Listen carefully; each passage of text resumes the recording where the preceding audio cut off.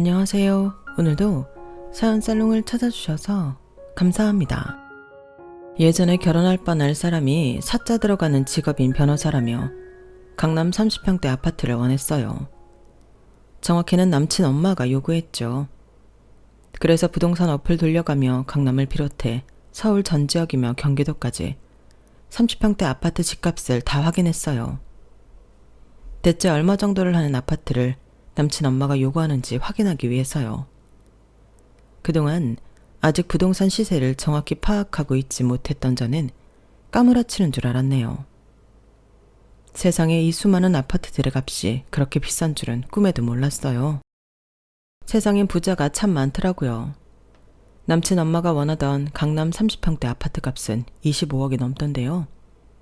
우리가 30평대를 국민평수 국평이라고 하잖아요. 대다수 국민들이 가장 많이 선택하는 평수라면서 말이죠. 그런데 가격은 전혀 국민 평균을 위한 착한 가격이 아니더군요. 대한민국에 25억을 턱하니 지불하고 30평대 강남 아파트를 살 수 있는 사람이 몇이나 되겠어요. 변호사가 그렇게까지 대단한 직업인가요? 여기서 웃긴 건 그 전까지 강남의 좋고 비싼 아파트에서 살던 사람들이 아니라는 거예요. 결혼을 통해 한몫 단단히 챙기려는 괘씸한 심보였죠. 이래저래 제 수준을 벗어나는 요구였으니 다 때려치우고 파혼해버렸어요. 심지어 결혼식 준비가 꽤 많이 진행된 상태였음에도 불구하고 말이죠. 단지 강남 아파트를 요구했다는 것만이 아니고 변호사 남친은 여러모로 문제가 많았어요. 그래도 한때 사랑했기에 눈 딱 감고 결혼까지 감행하려 했는데 지금은 파혼 선택에 전혀 후회 없어요. 통차가고 벤츠, 람보르기니, 포르쉐급의 남자를 만났거든요. 만일 결혼까지 해서 그 시모를 모시고 살 생각을 하면 끔찍해요. 그러니 혹시라도 여러 사유로 결혼이 망설여지는 분들은 과감하게 뻥 차버리세요. 여러분의 인생은 소중하니까요. 차라리 결혼식 전에 용기 있는 선택해서 나중에 후회하지 않는 게 100배, 1000배 낫죠 뭐. 소위 사자 직업에 너무 매몰되지 않고 판단하시는 게 좋을 것 같아요. 남친 엄마가 자기 아들 변호사라며 기세 등등에서는 이것저것 돈 요구하는 걸 지켜보는 게 괴롭더라고요. 딸 가진 죄인이라고 우리 부모님께서 바짝 엎드리고 들어가셨거든요. 아무 죄 없이 열심히 살아오신 분들인데 말이죠. 지금 생각하면 상견례부터 모든 가정이 어이없었네요. 제 인생이 여유 넘치는 현재에 이르기까지를 여러분께 상세히 말씀드리려고 해요. 끝까지 읽으신 분들은 젊은 처자가 별일 다 겪었구나, 대견하다고 하실 거예요. 제 스스로 진짜 젖먹던 힘을 다해 열심히 살아왔거든요. 남의 인생을 간접 경험한다 생각하시고 읽어보시면 재미날 거예요. 저의 고난과 역경 극복기 지금부터 시작할게요. 사실 엘리트 화이트 칼라 남자한테 반하는 건 모전 여전이었던 것 같아요.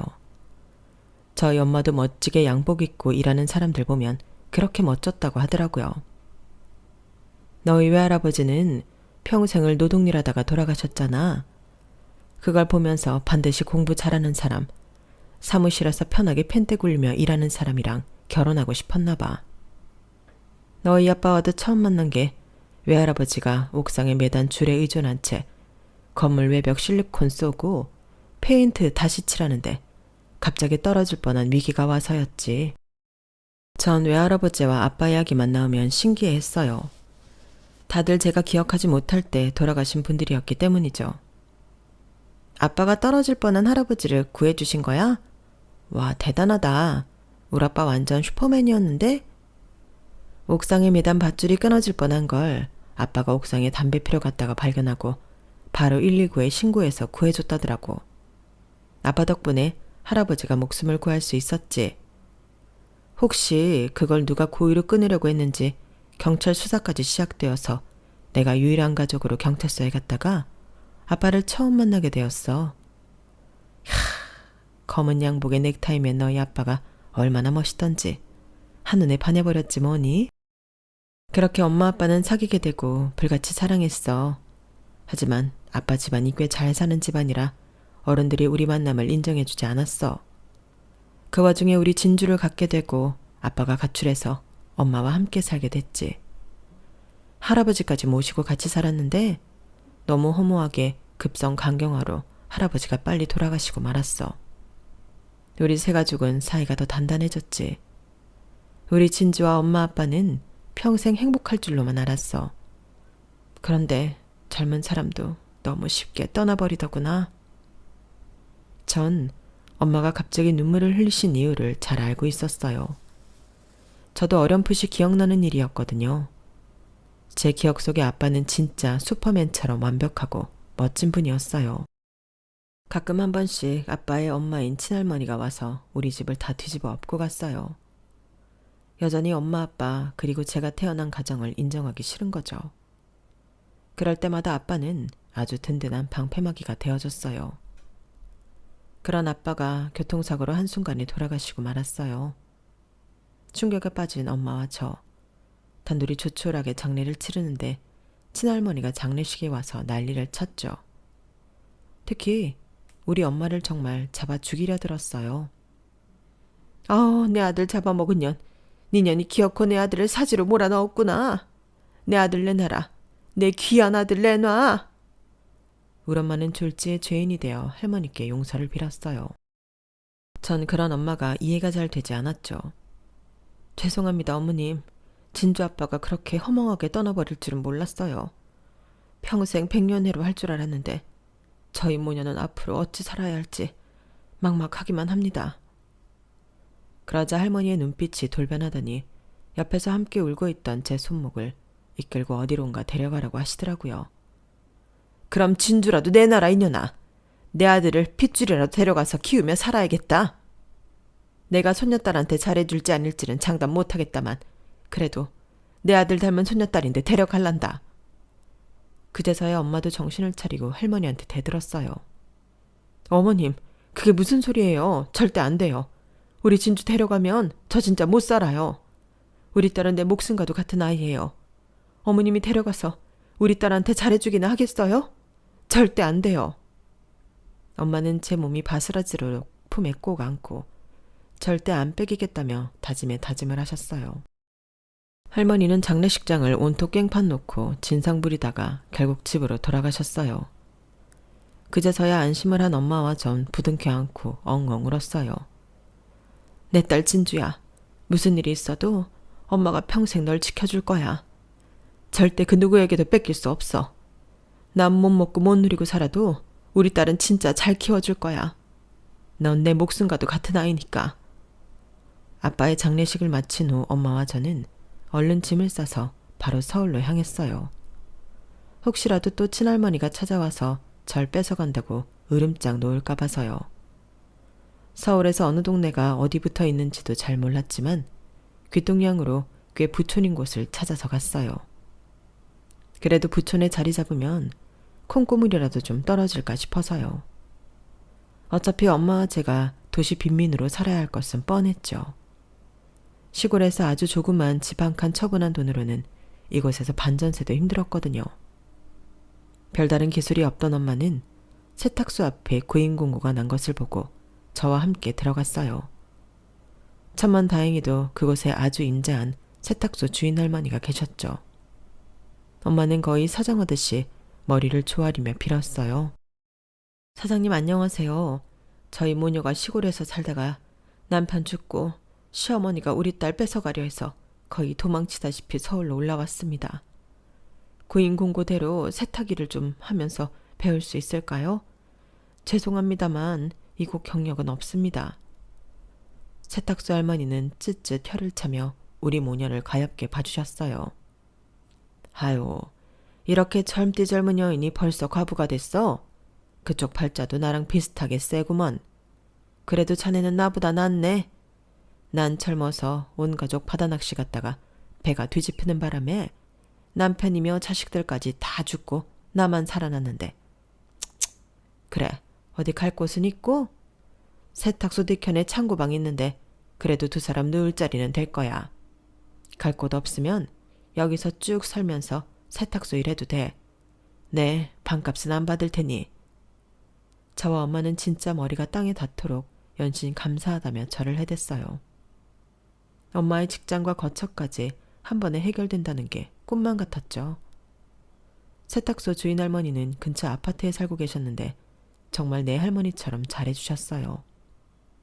수십 년을 가족도 없이 혼자 외롭게 살아오신 분이라 우릴 진짜 가족처럼 대해주셨죠.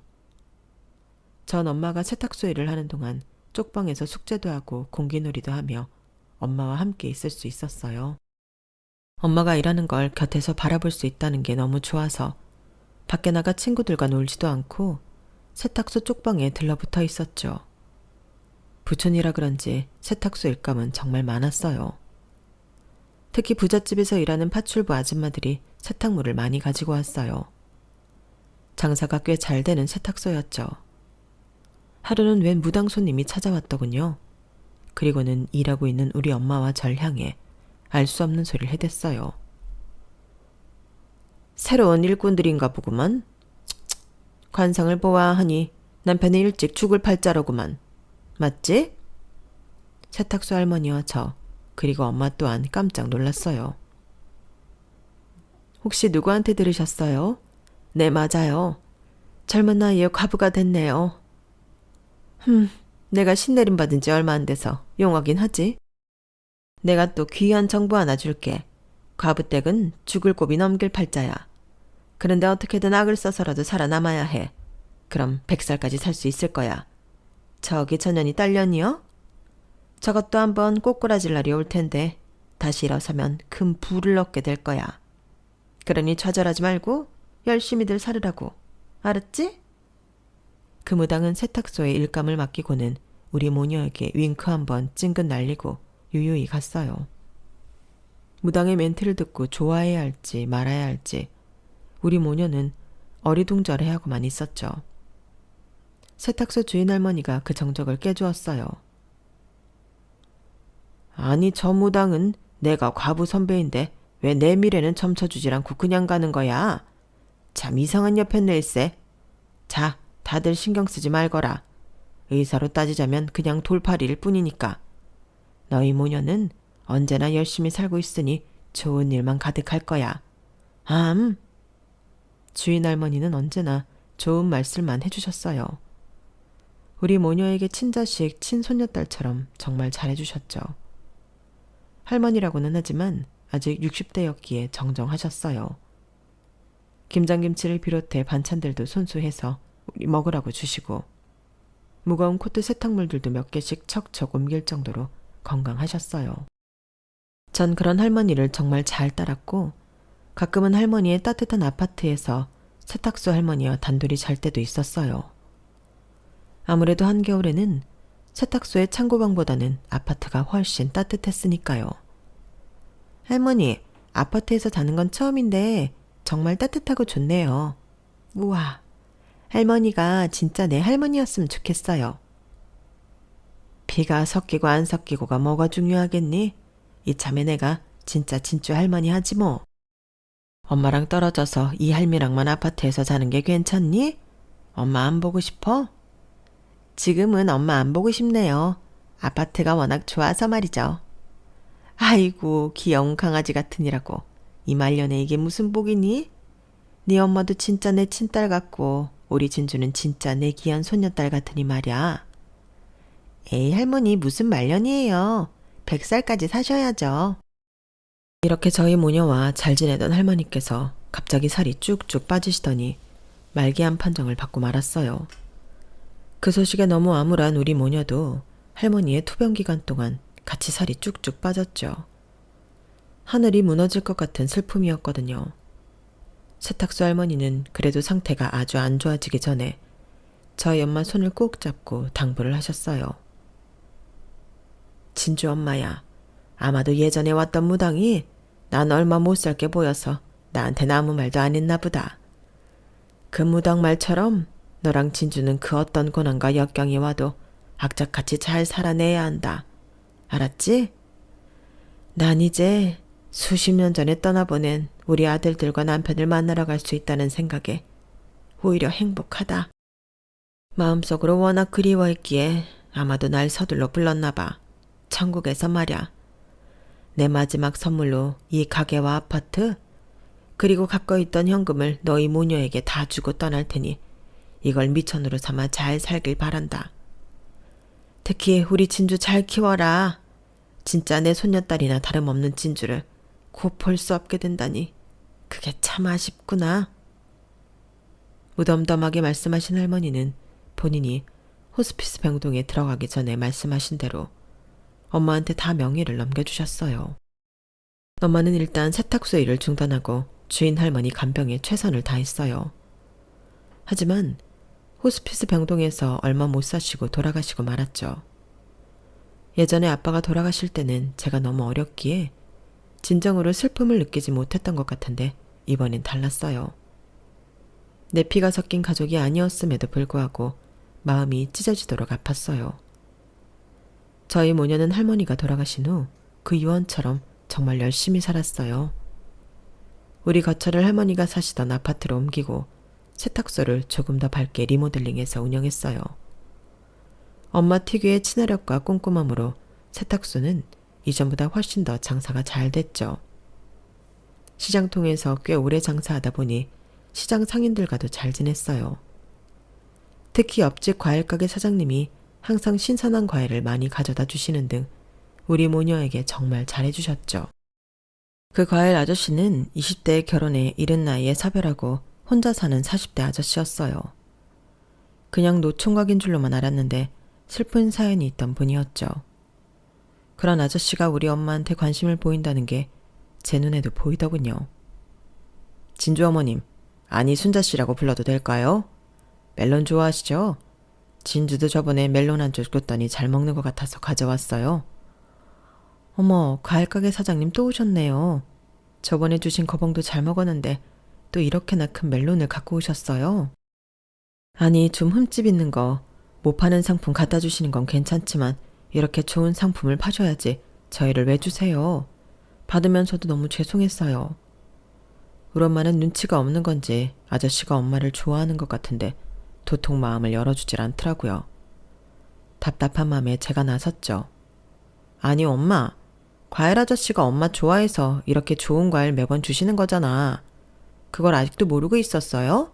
참네. 우리 엄마가 나보다 눈치가 더 없네. 엄마와 아저씨 둘 다 얼굴이 빨개지고 말았어요. 그날 저녁 엄마가 제게 말씀하셨어요. 진주야, 엄마는 진주밖에 없어.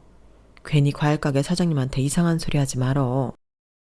그냥 워낙 착하신 분이라 선의로 가끔 과일 챙겨주시는 것 뿐이니까. 알았지? 그분은 아이도 없으신 홀몸인데 비슷한 처지의 여자를 만나서 결혼하셔야지. 전 괜히 제가 엄마 인생에 걸림돌이 된 것만 같아서 미안한 마음까지 들었어요. 그러던 어느 날 세탁소에 맨날 돈 자랑하던 손님이 찾아왔더군요. 이거 모피 진짜 비싼 거야. 무려 2천만 원짜리라고.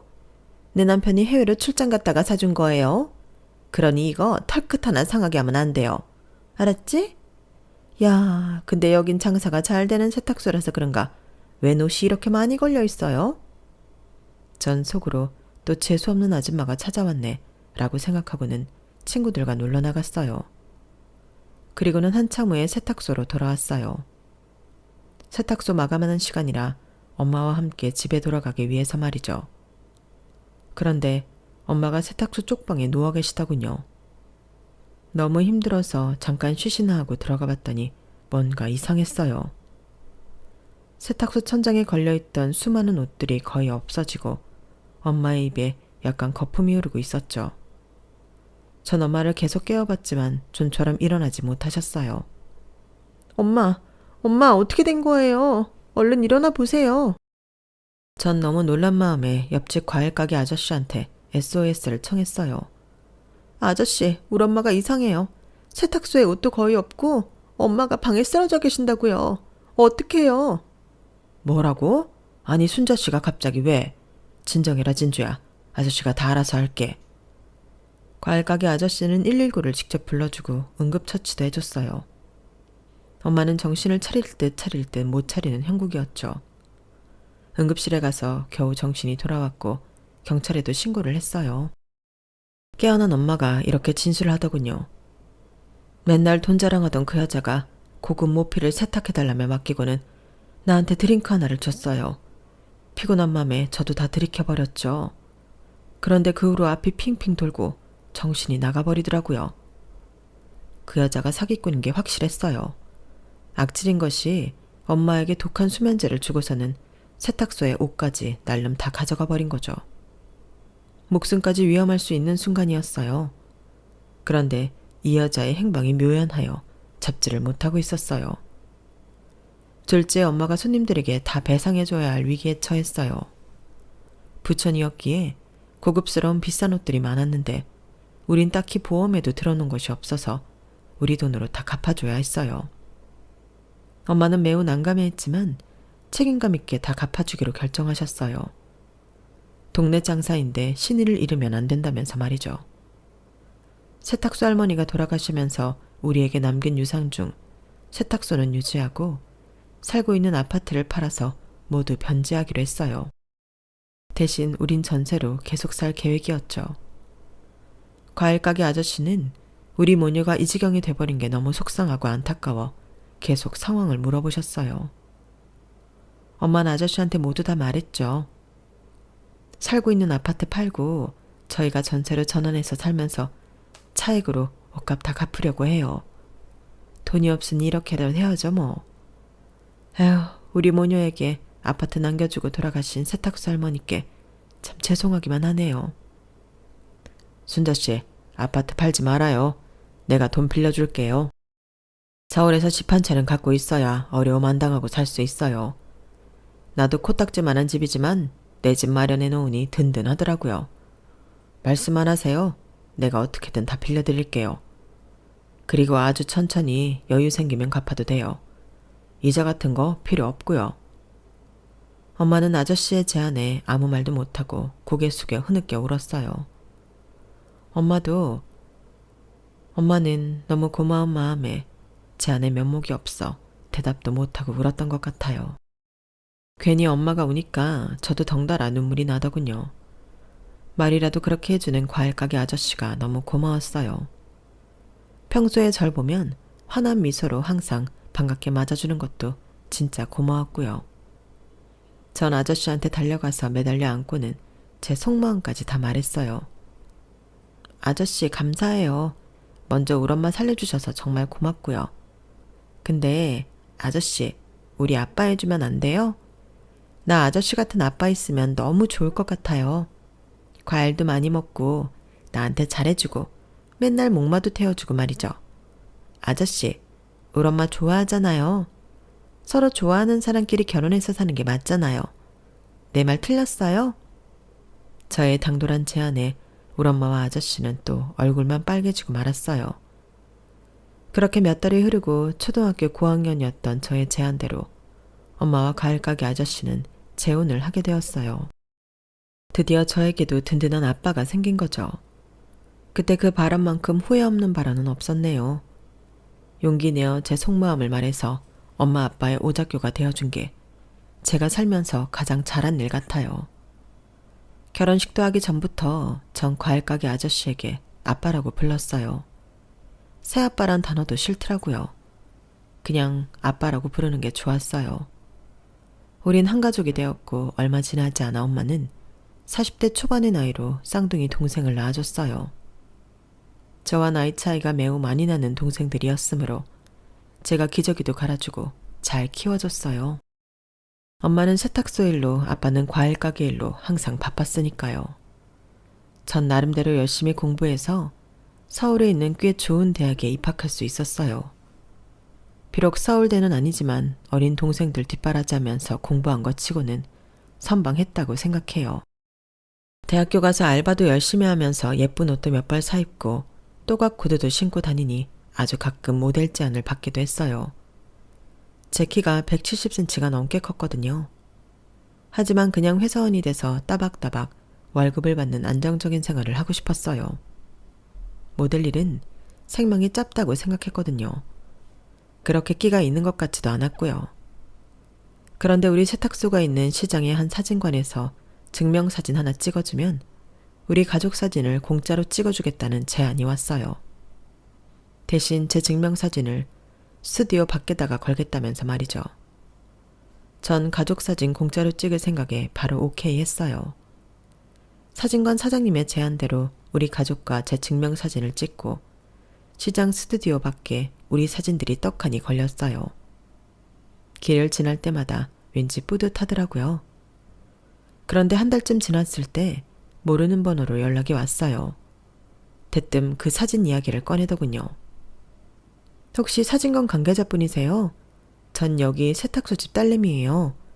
사진 관련해서 무슨 일 있나요? 무슨 일 있는 건 아닙니다. 아, 거기 근처 진주 세탁소 사장님 따님이셨군요. 저 그곳 가끔 이용했었는데 양복 몇 벌 드라이 클리닝 맡긴 적 있습니다. 아참, 제 이름은 박재준이고 강남에 혼자 살고 있습니다. 그 동네엔 저희 엄마가 살고 계셔서 종종 가곤 합니다. 저 이상한 사람 아니고요. 저 변호사예요, 변호사. 서초동 로펌에서 근무하고 있어요. 그 동네 사진관을 지나다가 밖에 걸린 진주씨 사진을 보고 너무 예뻐서 사진관 사장님께 좀 여쭤봤어요. 결례인 줄 알면서 진주씨에게 이렇게 전화까지 했네요. 한번 만나 뵙고 싶습니다. 꼭이요. 모르는 남자가 내 이름과 전화번호를 알고 있다는 게 좀 찜찜했어요. 사진관 사장님께서는 개인정보를 왜 그리 쉽게 다른 사람에게 알려주셨는지 살짝 원망스럽기도 했죠. 그런데 그 남자가 변호사라는 말을 듣고는 그래도 큰 의심은 안 되더군요. 그 후로도 계속 연락 오고 문자 오고 카톡 오는 바람에 속는 셈 치고 한번 만나봤어요. 그런데 실제로 만나보니 이 남자 장난 아니더군요. 제가 본 남자 중에 가장 키 크고 잘생긴 사람이었어요. 제가 170이 넘으니 웬만한 남자 키 갖곤 성에 안 찼는데 이 남자는 무려 186cm였어요. 얼굴도 조망만하고 이목구비도 수려했어요. 첫눈에 띠용 하고 반해버렸죠. 그 남자의 이름은 박재준이었고 나이는 저보다 7살 정도 많은 30대 초반이었어요. 재준 씨도 절 실제로 보고 괜찮았는지 우리 마음은 통했고 그날부터 사귄 지 1일이 되었죠. 그때쯤 항상 제가 취업 준비 중이었는데 남친과 연애를 하면서도 취업 준비까지 하느라 진짜 바쁘게 지냈네요. 다행히 원하던 것 중 하나에 취업이 되었고 바랬던 대로 따박따박 월급 받는 회사원이 되었죠. 남친은 평소에도 강남에 사는 변호사라는 걸 워낙 강조해서 엄청나게 잘 사는 줄 알았어요. 그런데 웬걸? 남친이 혼자 살고 있다는 강남집에 다다르니 웬 사람들이 우르르 나오는 거 아니겠어요? 어? 여기 자기네 집 맞아? 웬 사람들이 이렇게 많이 나와? 신발은 또 왜 이렇게 많고? 아, 그게 말이야. 내 방이 있긴 한데 쉐어하우스라고 10몇 명이 한 집에 같이 사는 시스템이야. 부엌이랑 거실도 공유하고 말이야. 진주한테 딱히 속이려고 한 건 아니고 그냥 월세가 다른 곳에 비해서 좀 싸서 택했어. 참네. 자기야, 이런 걸 뭐하러 속여. 혼자 산다는 거 강조했었잖아. 젊은 사람이 돈 아끼는 게 뭐 그리 큰 놈이라고 이런 걸 속여? 절약하면서 사는 게 좋지. 자기가 편하면 아무 곳이나 오케이지 뭐. 진작 쉐어하우스에 산다고 말했어도 아무렇지 않았을 거예요. 저도 꽤나 짠순이기 때문에 허세 있는 사람 딱 질색이거든요. 그런데 문제는 남친 엄마였어요. 남친이 나이가 있다 보니 결혼 얘기를 일찍이 꺼내더군요. 저도 이미 취직을 한 시점이었기에 결혼에 대해서 긍정적인 마음을 갖고 있었어요. 우선 혼자 살고 있다는 남친 엄마 집에 방문하기로 약속을 잡았어요. 남친이 변호사 월급이 꽤 됨에도 불구하고 쉐어하우스에 살 수밖에 없는 이유가 남친 엄마 때문이었어요. 호러미인 본인 엄마가 불쌍해서 생활비 전부를 드리는데 워낙 씀씀이가 크다고 하더군요. 혼자 살면서 써봐야 얼마나 쓰겠나 싶어 집에 찾아갔는데 남친 엄마 집 문을 열자마자 아주 놀라 자빠질 뻔했네요. 원룸이었는데 중앙엔 사다리가 놓여 있었어요. 양쪽 벽으로는 크게 짜여진 수납장에 빽빽이 명품이 천장까지 닿아 있었어요. 저도 TV에서만 봤던 수천만 원짜리 에르메스 가방이 색깔별로 다 있더군요. 너무 당황했지만 놀란 감정을 숨기고 태어난 척 인사했죠. 안녕하세요 어머님, 김진주라고 합니다. 처음 뵙겠습니다. 저 방이 좀 어두운데 제가 커튼을 좀 열까요?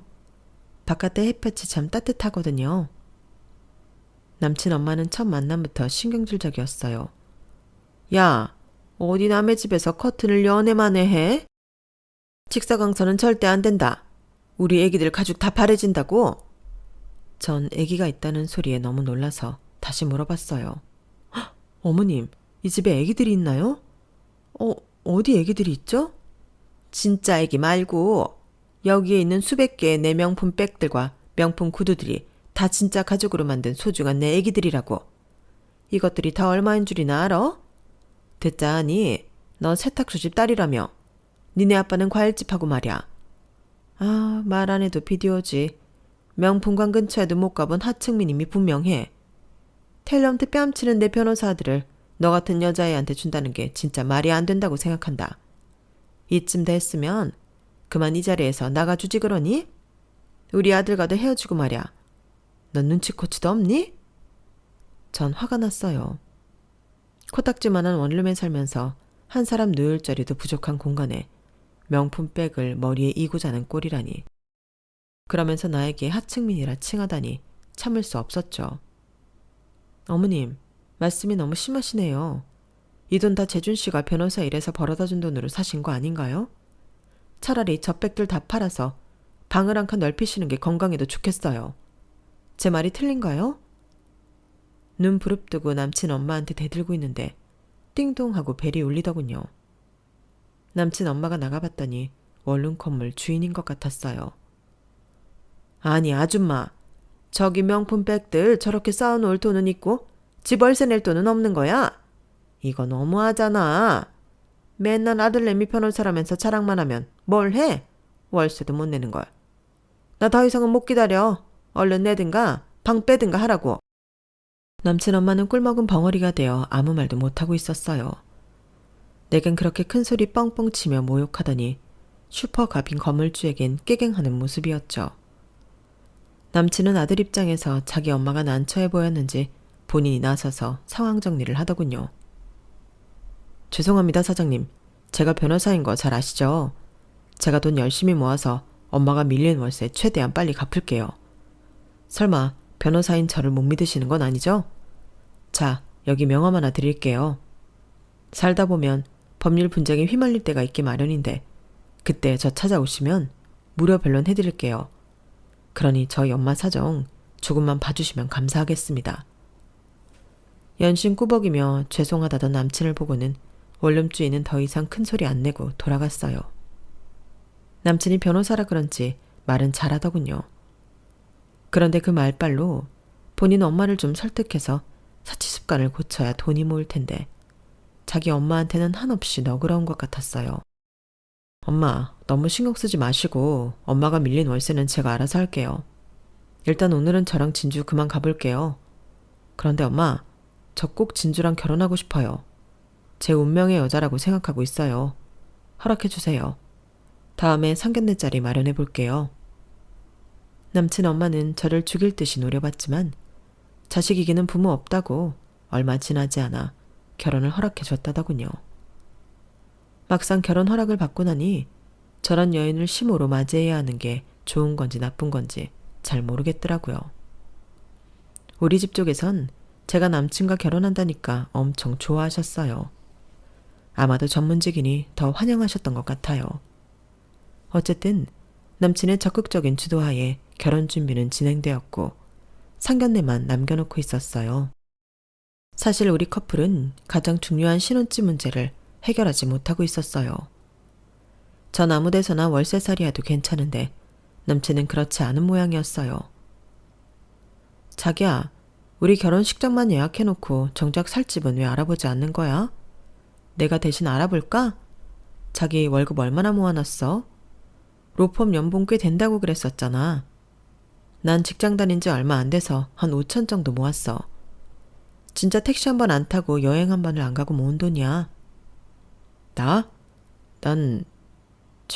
실은 마이너스 통장만 갖고 있어. 너무 실망하지 마. 앞으로 열심히 모아볼 거야. 그런데 신혼집은 아마 우리 엄마가 원하는 바가 좀 있으신 것 같아. 아무래도 내가 변호사다 보니 그건 상견례 때 결정짓도록 하자.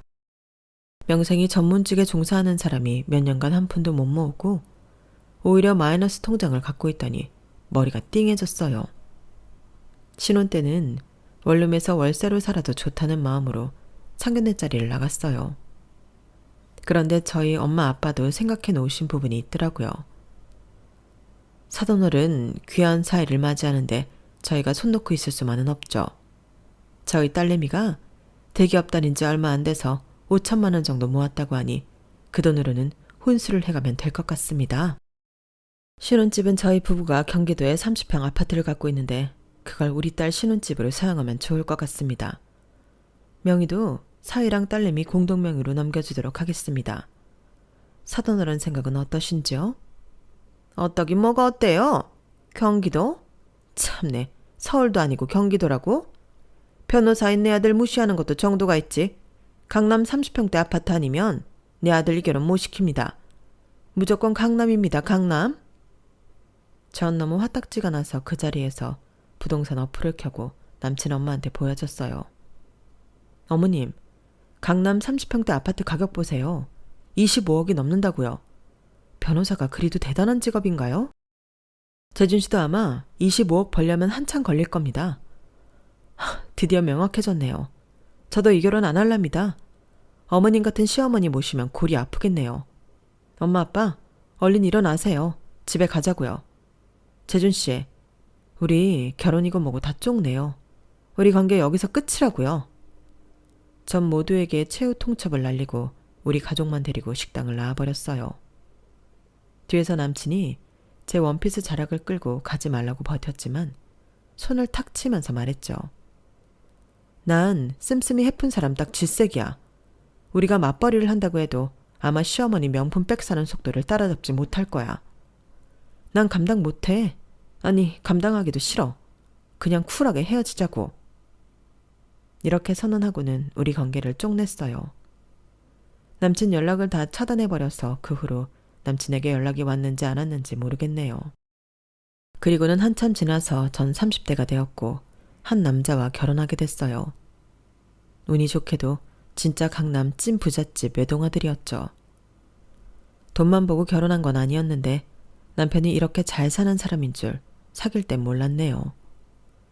그래도 전 최대한 제 몫을 하고 싶었어요. 그냥 가정주부로 제 능력을 썩히기 싫었어요. 맞벌이를 하고자 결혼 후 가사도우미를 한 명 더 채용하기로 했어요. 저희 집을 치울 사람이니 제가 직접 면접을 봤죠. 그런데 면접 보기로 한 가사도우미가 30분이나 늦게 오더군요. 아유, 늦어서 죄송합니다. 뭐 사람이 살다 보면 그럴 수도 있죠 뭐. 그 뻔뻔한 아줌마에게 한마디 해주려고 얼굴을 쳐다봤는데 깜짝 놀랐네요. 바로 전에 상견례까지 했던 남친 엄마였던 거예요. 사치가 매우 심했던 바로 그 여자가 맞더군요. 그 아줌마도 절 보고는 깜짝 놀랐죠.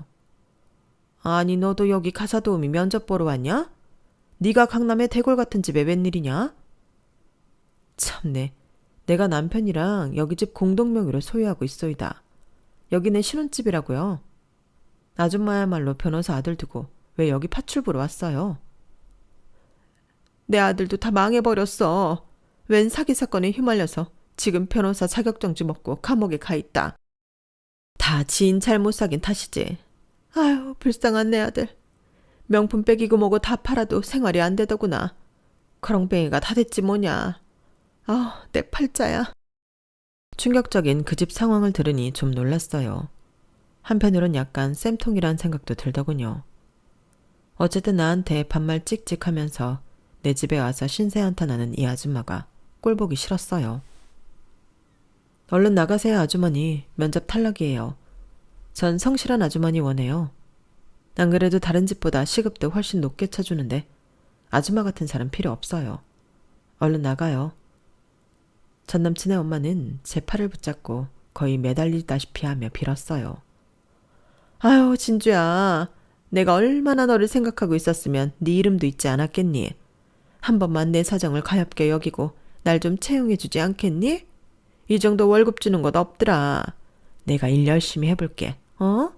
제발. 전 매몰차게 거절하고 전 남친 엄마를 집 밖으로 나가게 했어요.